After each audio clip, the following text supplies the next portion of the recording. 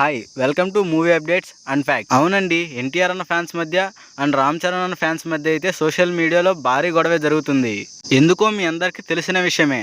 Triple R release అయిన తర్వాత fans అందరూ మా హీరో బాగా చేశాడంటే మా హీరో బాగా చేశాడని చాలా గొడవలు అయితే చేశారు. ఇప్పుడు కూడా సోషల్ మీడియాలో ఇదే గొడవలు అయితే నడుస్తున్నాయి. ఎందుకంటే అఫీషియల్గా సైమా అవార్డ్స్ వాళ్ళు బెస్ట్ యాక్టర్ని ఎన్నుకోమని ఒక ఓటింగ్ సిస్టమ్ని అయితే వదిలింది. ఈ లిస్ట్లో తారక్ అన్న పేరు అండ్ చరణ్ అన్న పేరు కూడా ఉన్నాయి.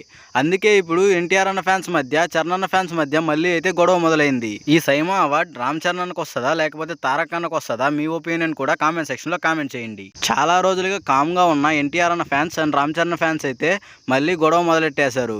ఎందుకంటే మీ హీరోకి అవార్డు వస్తుందా లేకపోతే మా హీరోకి అవార్డు వస్తుందని సోషల్ మీడియాలో రచ్చ మళ్ళీ మొదలెట్టేశారు. ఎన్టీఆర్ అన్న ఫ్యాన్స్ మా హీరో గొప్ప అంటే రామ్ చరణ్ అన్న ఫ్యాన్స్ మా హీరో గొప్ప అని అంటున్నారు. ఇప్పుడు అవార్డు విషయంలో కూడా ఇదే గొడవ జరుగుతుంది.